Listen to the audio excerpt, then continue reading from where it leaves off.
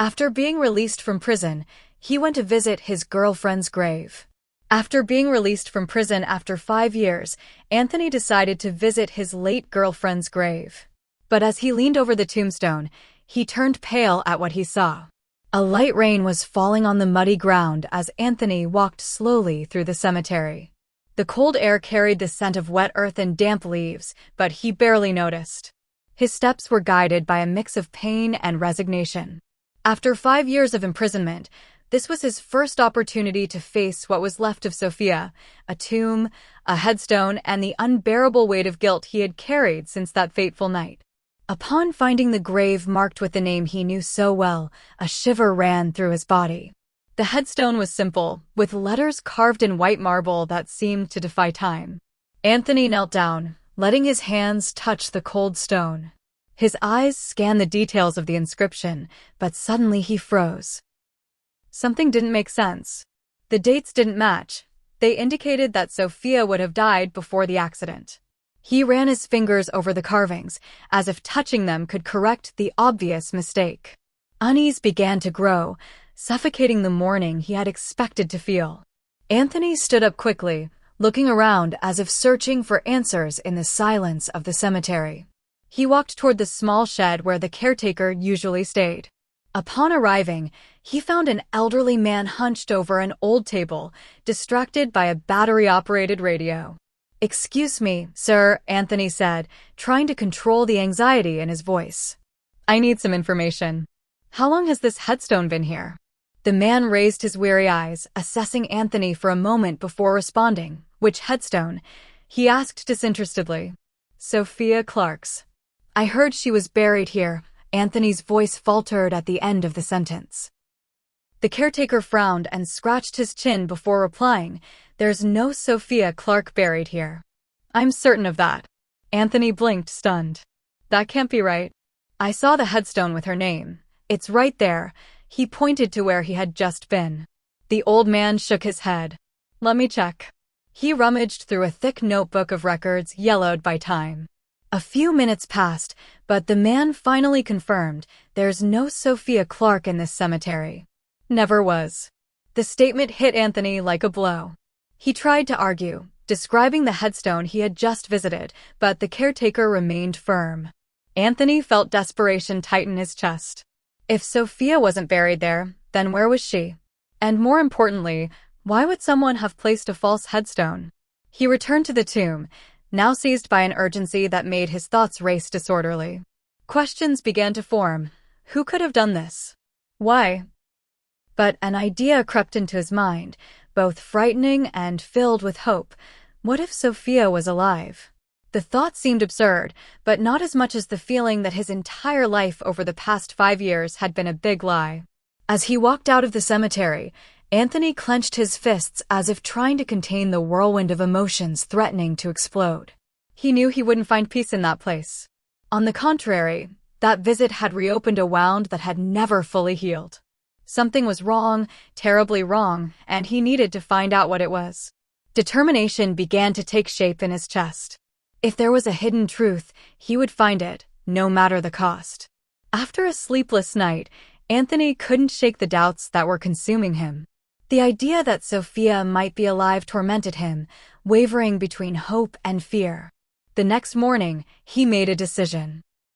If there was someone who could help him unravel that mystery, it was George, his best childhood friend, and now a police officer in the city. Despite the time and distance that had separated them, Anthony knew he could count on him. He walked through the bustling streets of the city, the contrast between the outside world and the chaos of his thoughts creating a sense of unreality. When he finally arrived at the police station, he hesitated for a moment in front of the glass doors. It wasn't easy to return to that place where he had been treated as a criminal so many years ago. He took a deep breath and entered. George was at his desk, his uniform impeccable, and his attention focused on a computer. When he looked up and saw Anthony, his expression was one of surprise, followed by a hint of apprehension. He stood up, adjusting his belt.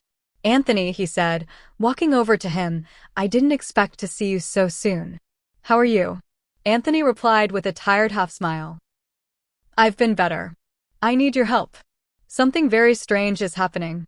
George gestured for him to sit in a chair next to his desk. What happened? Anthony quickly explained his visit to the cemetery, describing Sophia's headstone and the absence of records of her burial. He watched George's expression shift from curiosity to concern. Are you sure about this? George asked, leaning forward. Absolutely. I need to know what really happened. George, something is wrong. None of this makes sense. George remained silent for a moment, assessing the situation. It was evident that he was hesitant to get involved. The last thing he needed was to get tangled in something that could jeopardize his career, especially involving an influential figure like Robert Clark. But the determination in Anthony's eyes moved him. All right, Anthony. I'll help you. But this needs to be done carefully. We're dealing with powerful people, and I can't take risks without concrete evidence. They began by analyzing the accident records using George's access to the police database. The initial information seemed ordinary. The report mentioned the death of Sophia Clark, a victim of a car accident. However, when George cross-referenced the data with other files, discrepancies emerged. The death certificate, which should have had details about Sophia, contained generic and even confusing information. More shocking was that the woman who had died in the accident was identified in a secondary report as someone completely different. This doesn't make sense, George said, frowning as he reviewed the documents. Here it says the victim was Mary, a woman with a completely different age and background than Sophia. But the death certificate was issued in her name. It's as if they deliberately swapped identities. Anthony felt his blood run cold. George's words seemed to confirm his suspicions. You're saying Sophia didn't die in that accident? George looked at him seriously. All indications are that it wasn't her. And if that's true, someone worked hard to hide what really happened. The revelation hung over them like a shadow. George knew he was entering dangerous territory, but he also understood that he couldn't abandon his friend at that moment. I'll keep investigating, Anthony. But you need to be prepared for what you might find. This goes beyond an identity swap. If Robert Clark is involved, there could be much more behind it. Anthony nodded, the weight of the situation pressing on his chest, but at the same time, he felt a new strength emerging. He wasn't alone. George was by his side, and together they would get to the bottom of that mystery, no matter the cost. Anthony wandered the city streets like a ghost, searching for answers in places that were once refuges of happy moments. Every corner seemed laden with memories of Sophia, her laughter, her gaze, everything now distant like a fading dream. He knew that to find the truth, he would need to revisit the past, no matter how much it hurt. The first place he visited was the small cafe where they used to spend their afternoons. The familiar aroma of fresh coffee enveloped him as soon as he entered. The furniture was the same, but the atmosphere seemed empty, devoid of life. He approached the counter, trying to extract some information from the attendant, but no one seemed to remember Sophia. The reality was harsh. 5 years had passed, and he needed to move forward. After leaving the cafe, Anthony went to the central square where he used to walk with Sophia at dusk.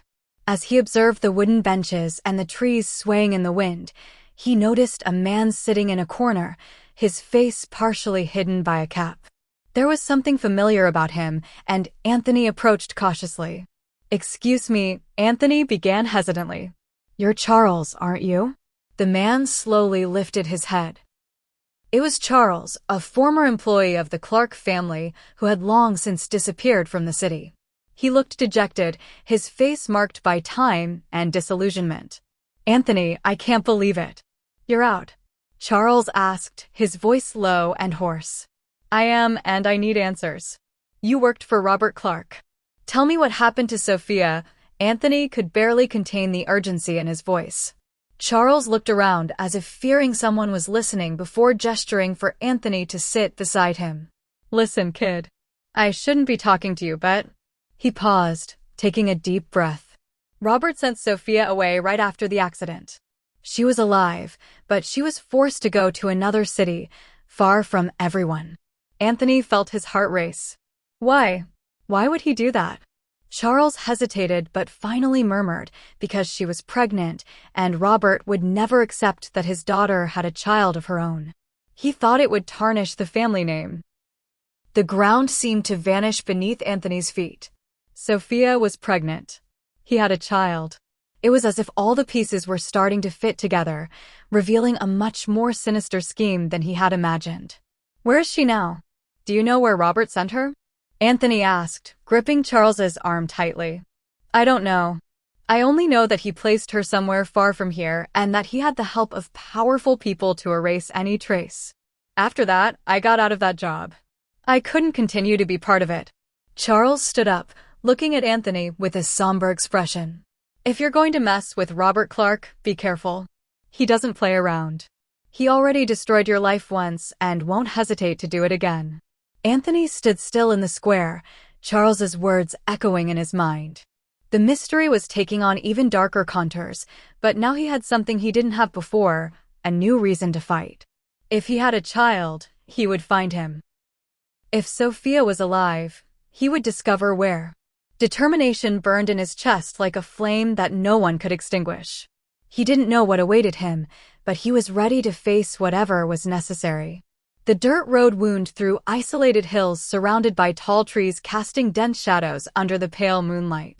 Anthony drove in silence, his fingertips white from gripping the steering wheel too tightly. Beside him, George was consulting a scribbled map illuminated by the glow of his cell phone.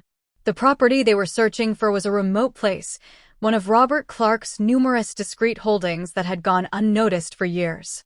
George had discovered it while sifting through old real estate records, a forgotten trace in the extensive network of the Clark family's properties.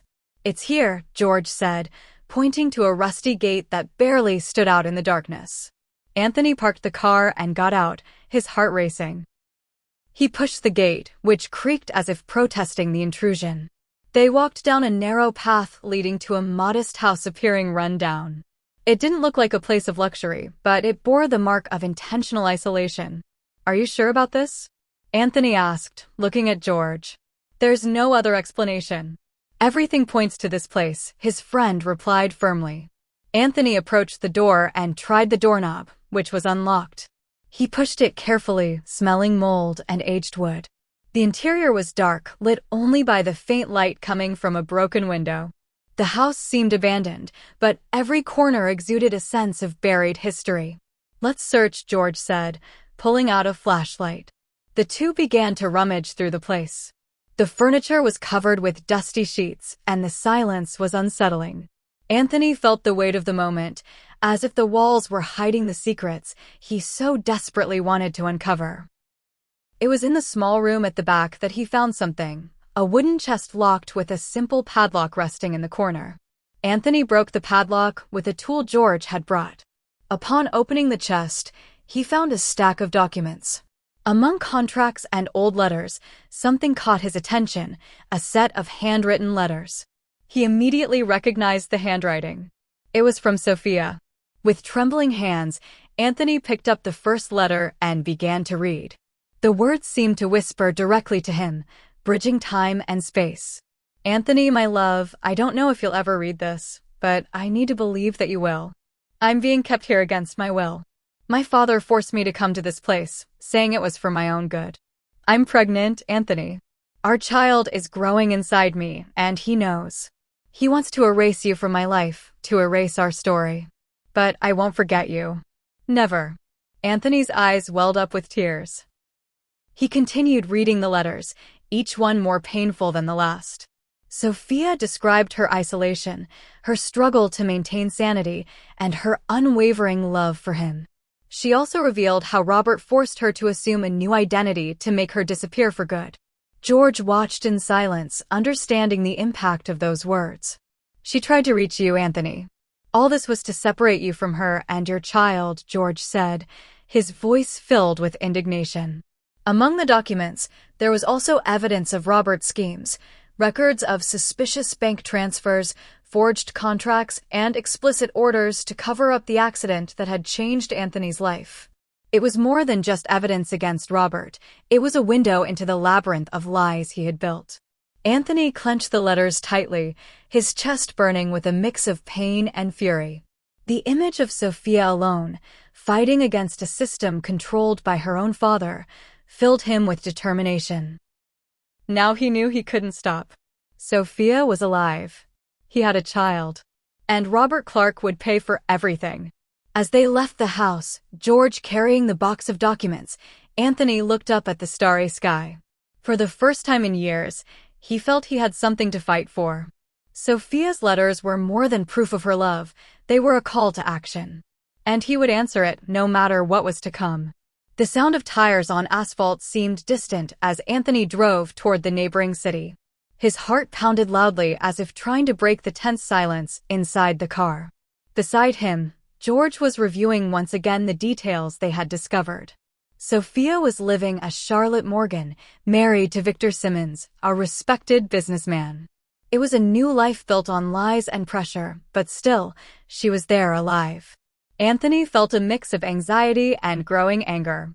He needed to see her, but he didn't know how he would face the truths that would come to light. They arrived in a quiet neighborhood with tree-lined streets and large houses, all with immaculate facades. George parked on a discreet street just a few meters from the residence they had tracked down. Anthony stood silent for a moment, staring at the brick house. The lights were on, and he could see shadows moving behind the living room curtains. "Are you ready?" George asked, observing Anthony's tense demeanor. "I'll never be, but I need to do this," he replied, getting out of the car. He walked to the front door, feeling the weight of each step. When he rang the doorbell, the sound seemed to echo through the silent street. A few seconds passed before the door opened. There she was, Sophia, or Charlotte, as she was now known. Her face was slightly different, her features more mature, but still unmistakable. Her eyes met Anthony's, and he could see the wave of shock that passed through her. "Anthony," she whispered, her voice almost inaudible. She looked around as if expecting someone to appear and stop them. "You shouldn't be here." Anthony took a deep breath, struggling to control his emotions. "We need to talk, Sophia. I can't live without understanding what happened." She hesitated for a moment, but opened the door, gesturing for him to come in. The interior of the house was sophisticated, decorated with modern and elegant furniture, but to Anthony, it felt like a gilded cage. They sat in the living room, and Sophia looked visibly uncomfortable. "What do you want to know?" she asked, avoiding looking directly at him. "I want the truth. Why did you pretend to be dead? Why did you never reach out to me? And where's our son?" The last question came out more like a whisper, laden with pain. Sophia brought her hands to her face, clearly shaken. "I never wanted to leave you, Anthony. My father, he forced me. After the accident, he said you were dangerous, that being with you would put our son at risk. He forced me to disappear, to change my name and marry Victor, all to maintain control over me and over Enzo." The name of their son. Enzo. The name sounded like a blow to Anthony. He tried to process everything he heard, but the anger began to grow. "You had a choice, Sophia. You could have fought for us," he said, his voice choked. "You knew what I was going through, what I was losing, and still, you let him destroy everything." Sophia began to cry but soon looked up, her expression determined. "You think it was easy for me? I was pregnant, alone, and he threatened me in every possible way. He said he would take my son from me, that he would do to you what he did to so many others who crossed his path. I did what I thought was necessary to protect Enzo." Her words hit Anthony like a blow, but he began to see beyond his anger. Sophia was also a victim, manipulated and forced to make terrible decisions. He felt the anger subside, replaced by a deep sadness. "Enzo, does he know about me?" Anthony asked, his voice trembling. "No, he thinks Victor is his father.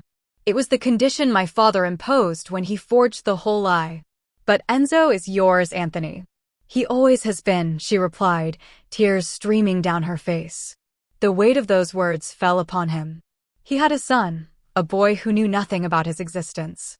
Anthony closed his eyes for a moment, trying to compose himself.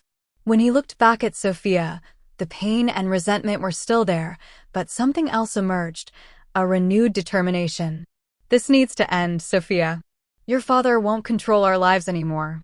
He destroyed my past, but I won't let him destroy the future we can still have. I will fight for Enzo, for you, for everything he took from us." Sophia nodded slowly, as if she finally felt there was a way out. Anthony knew the battle was just beginning, but in that moment, he found something he hadn't felt in years: hope. The sun was beginning to rise when Sophia, Anthony, and George gathered for the first time in a safe place, a discreet inn on the outskirts of the city. Sophia looked nervous, casting furtive glances at the windows, and her hands trembling slightly as she held a folder full of documents. The decision to help Anthony and George had not been easy. Betraying her own father, even after all he had done, was an act that haunted her. But she knew she had to act.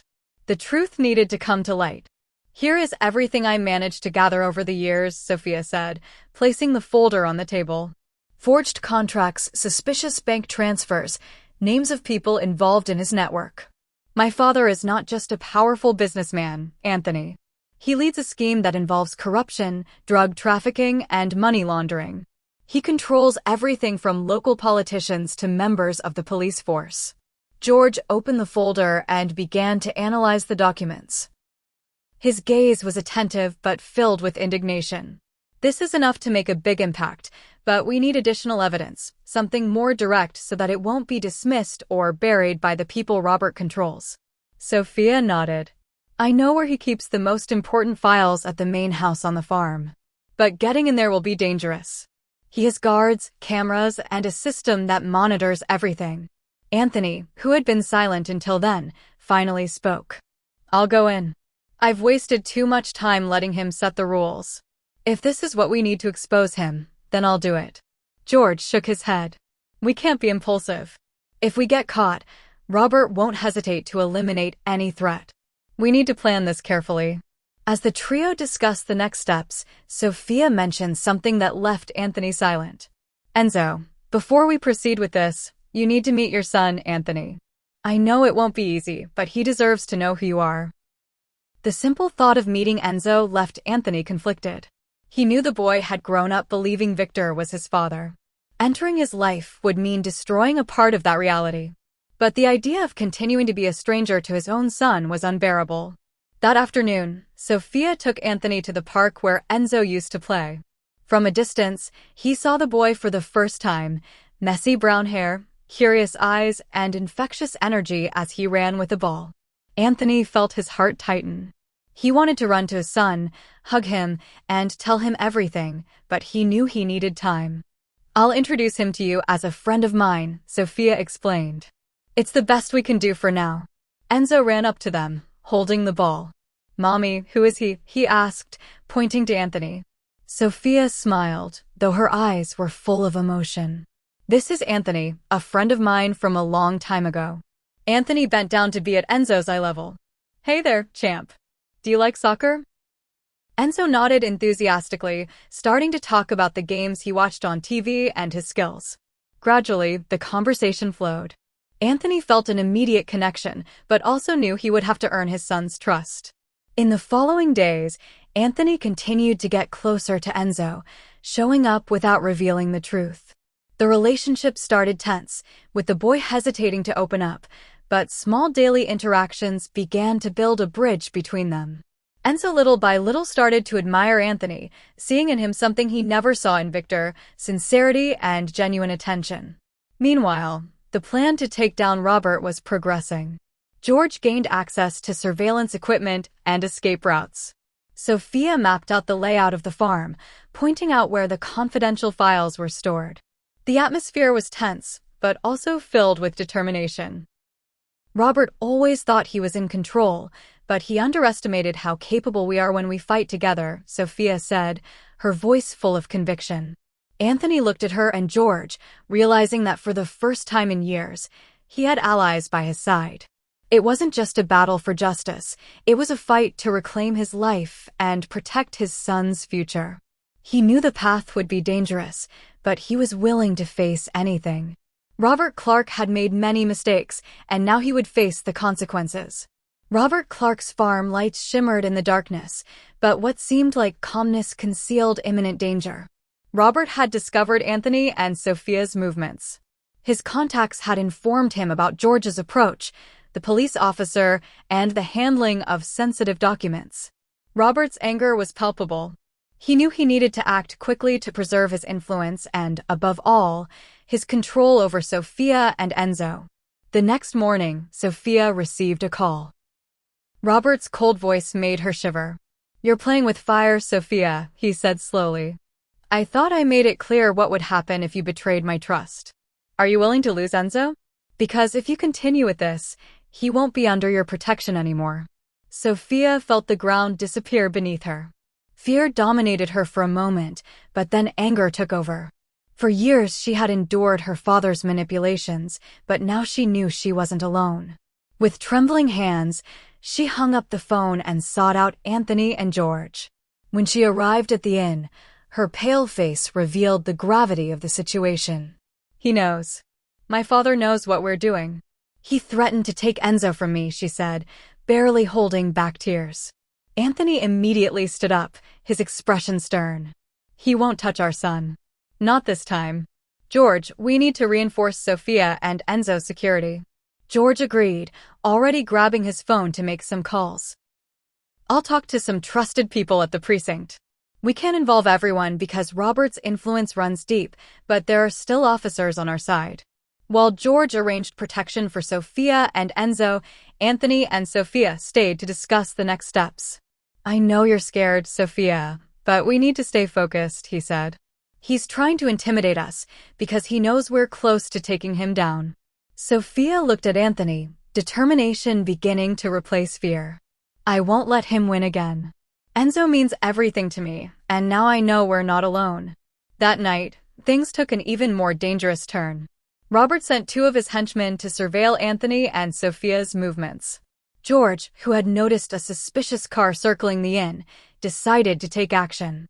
He and a fellow officer set up an ambush, intercepting the henchmen before they could act. The scene was tense. George pointed his gun at the men while trying to extract information about Robert's next moves. "Speak now or end up in a cell before dawn," he said, his voice hard. One of the henchmen, realizing there was no way out, revealed the plan. Robert intended to take Enzo to one of his overseas properties, far from Sophia and Anthony. The news hit like a bomb. Anthony could barely contain his fury. He knew he needed to act quickly to protect his son. The next day, while Sophia and Enzo were being moved to a safe location with police protection, Anthony and George prepared for a direct confrontation. They discovered that Robert would be at one of his companies, an office used for discreet meetings with his criminal allies. It was the ideal moment to expose the man who had destroyed so many lives.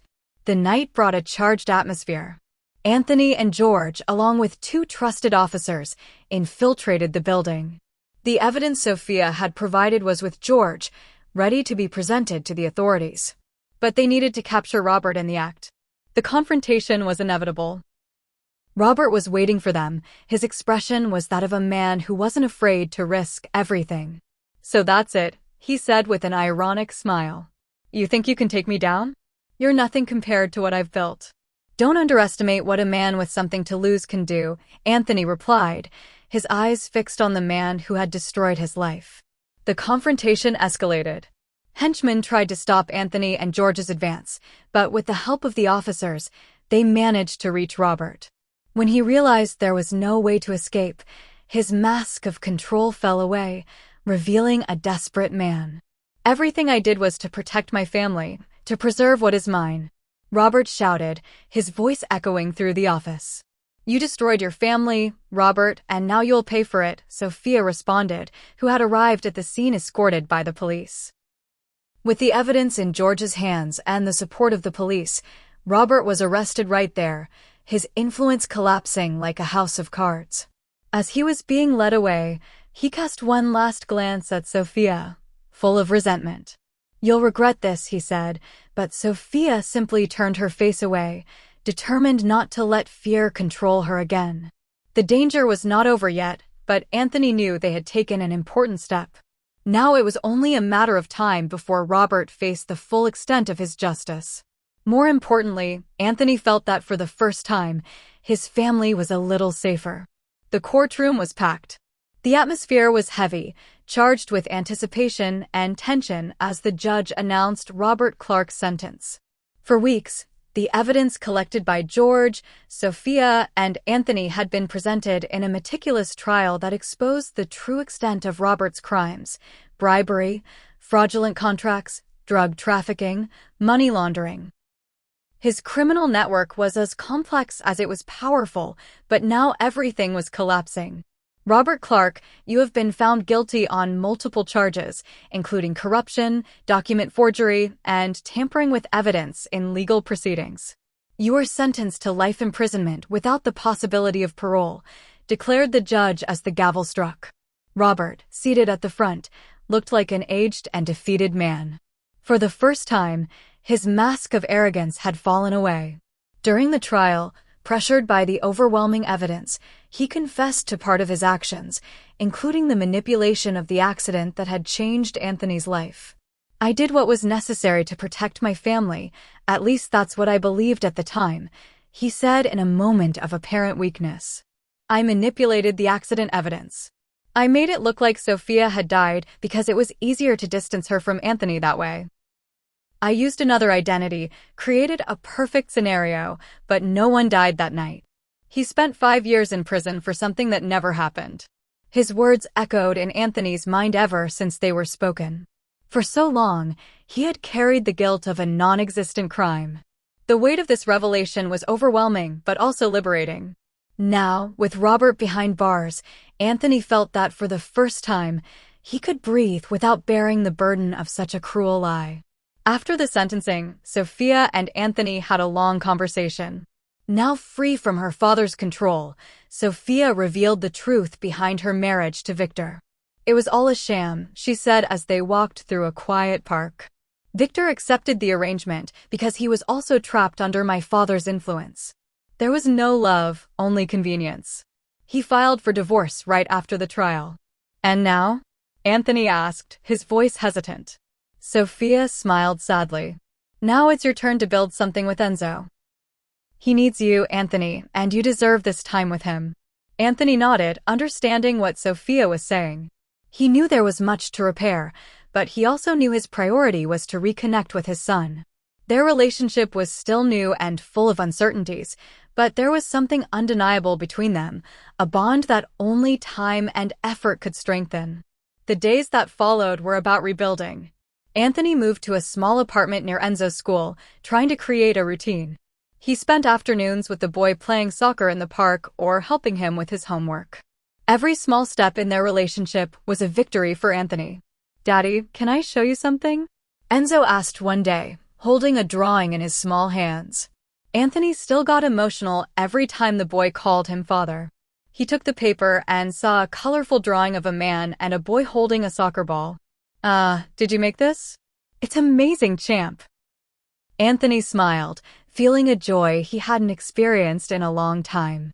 Although the journey was difficult, Anthony knew he was starting something real.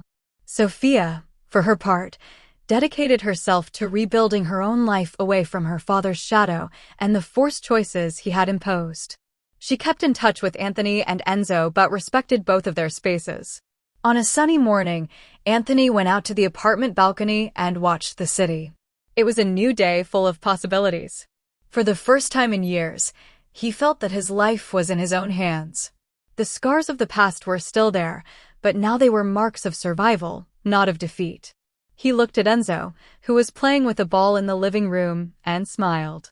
His son was living proof that despite the lies and pain, the truth had prevailed. Anthony didn't have all the answers, but he had something he hadn't felt in a long time: hope. He took a deep breath, letting the fresh air fill his lungs. The past would stay behind, where it should be. It was time to build a future, not just for himself, but for Enzo and the life they could have together. As the sun illuminated the horizon, Anthony realized that for the first time, he was truly free. I hope you enjoyed today's story. If you did, subscribe to the channel so you don't miss more stories like this. Leave a like and comment below what you thought about the story. See you in the next video.